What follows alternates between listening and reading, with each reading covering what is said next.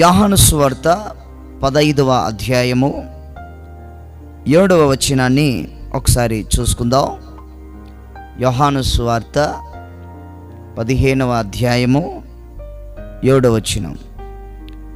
నా యందు మీరును మీ యందు నా మాటలు నిలిచి ఉన్న ఎడల మీకేది ఇష్టమో అడుగుడి, అది మీకు అనుగ్రహింపబడును. నా యందు మీరును మీ యందు నా మాటలను నిలిచి ఉండిన ఎడల మీకేది ఇష్టమో అడుగుడి, అది మీకు అనుగ్రహింపబడును. ఈ రోజుల్లో చాలామంది దేవుణ్ణి అడుగుతూ ఉన్నారు. చాలామంది దేవుని దగ్గర నుండి వారికి కావలసినవి పొందుకోవాలని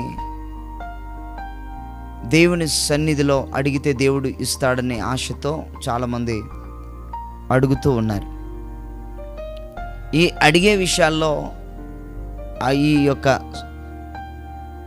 అడుగుతున్నటువంటి వారిలో మంచివారు ఉన్నారు, చెడ్డవారు ఉన్నారు.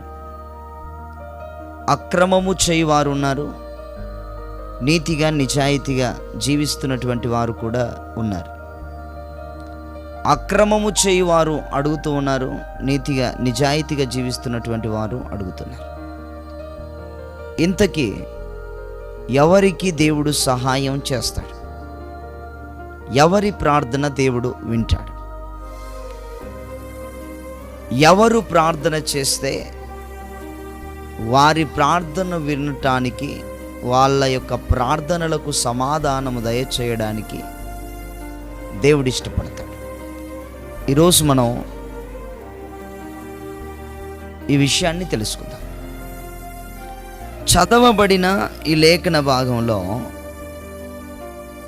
ప్రభు అయిన యేసుక్రీస్తు వారు అన్నమాట, నా యందు మీరు మీ యందు నా మాటలు నిలిచి ఉండిన ఎడల మీకేది ఇష్టమో నన్ను అడగండి అన్నాడు. మీరు ఏదైనా అడగాలి అంటే ఫస్ట్ దేవునిలో నిలిచి ఉండాల. దేవుని దగ్గర నుండి ఒక ఆశీర్వాదం పొందుకోవాలన్నా, దేవుని దగ్గర నుండి ఏదైనా సహాయము పొందాలన్నా ఖచ్చితంగా అడుగుతున్నటువంటి నీవు దేవునిలో నిలిచి ఉండాల. అంత మాత్రమే కాదు, ఆయన మాటలు నీలో నిలిచి ఉండాల. ఆయన యందు నిలిచి ఉన్న వాని హృదయములో ఆయన మాటలు కూడా ఉండాలి, ఆయన ఆజ్ఞలు కూడా నిలిచి ఉండాలి. అప్పుడు ఆ వ్యక్తి ఏది అడిగినా ప్రభువు ఆ వ్యక్తికి సహాయము చేయటానికి సిద్ధమైన మనస్సు కలిగిన వాడై ఉన్నాడు. ఆయన నీకు దయచేయాలంటే, ఆయన నీకు సహాయము చేయాలి అంటే ఖచ్చితంగా ప్రభువులో నీవు నిలిచి ఉండాల. చెట్టులో కొమ్మలు నిలిచి ఉంటేనే ఏ విధముగా అది పచ్చగా ఉంటుందో, అదే రీతిగా యేసుక్రీస్తు ప్రభువులో నీవు నిలిచి ఉంటేనే నీవు జీవితకాలం ఫలించే కొమ్మలాగా ఉంటావు.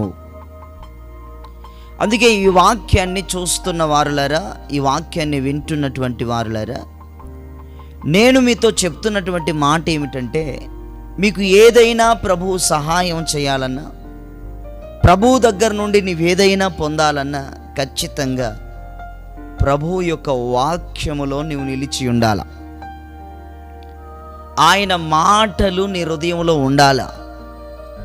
ఆయన చెప్పినట్లుగా నీవు జీవిస్తూ ఉండాల. ఆయన ఆజ్ఞలను పాటించే వ్యక్తిగా నీవు ఉండాల. అప్పుడే ప్రభు నీకు సహాయం చేస్తాడు. అప్పుడే ఆయన నీవేది అడిగినా ఇవ్వగలుగుతాడు.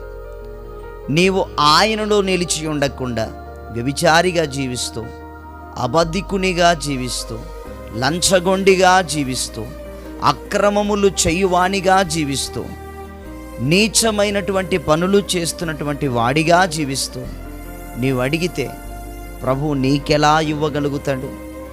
ప్రభువు నీకు సహాయము చేయాలంటే, ప్రభువు నీకు దయచేయాలంటే ఖచ్చితంగా ప్రభువులో నీవు నిలిచి ఉండాలా.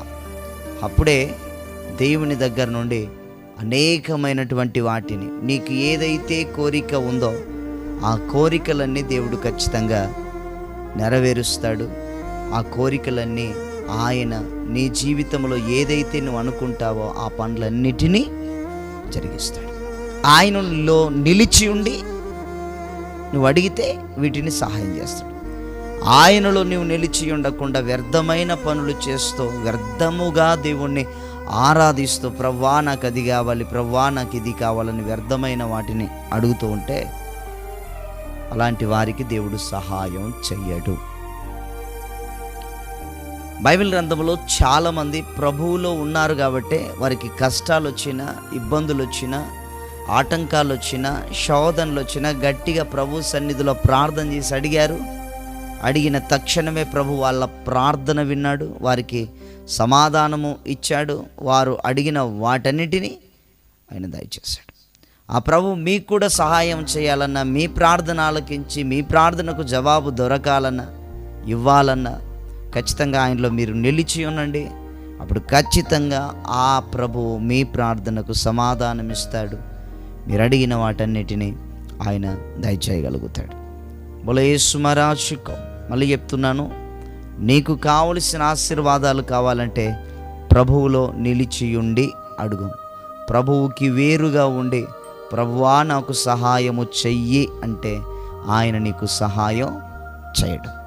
అలా కాకుండా నువ్వు దేవునిలో సంపూర్ణంగా భయభక్తులు కలిగి దేవునికి లోబడుతూ ఆయన చిత్తాన్ని జరిగిస్తూ ఆయనకి ఇష్టమైనటువంటి పాత్రగా నువ్వు ఉండి ఆయన మెచ్చినటువంటి విడగా నీవు జీవిస్తూ ఆయన అడిగావంటే నిజం ఖచ్చితంగా నువ్వు అడిగిన తక్షణమే నీ నోట్లో ఆ మాట వస్తుండగానే నువ్వు అద్భుతం చూడగలుగుతావు. ఆశ్చర్య కార్యాలు నీ పట్ల జరగలుగుతాయి.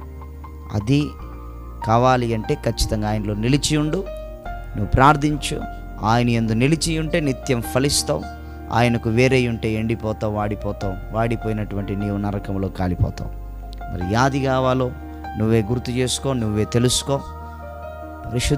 పరిశుద్ధంగా జీవిస్తే పరలోక రాజ్యం ఉంటుంది, అపరిశుద్ధంగా జీవిస్తే నరకం ఉంటుంది.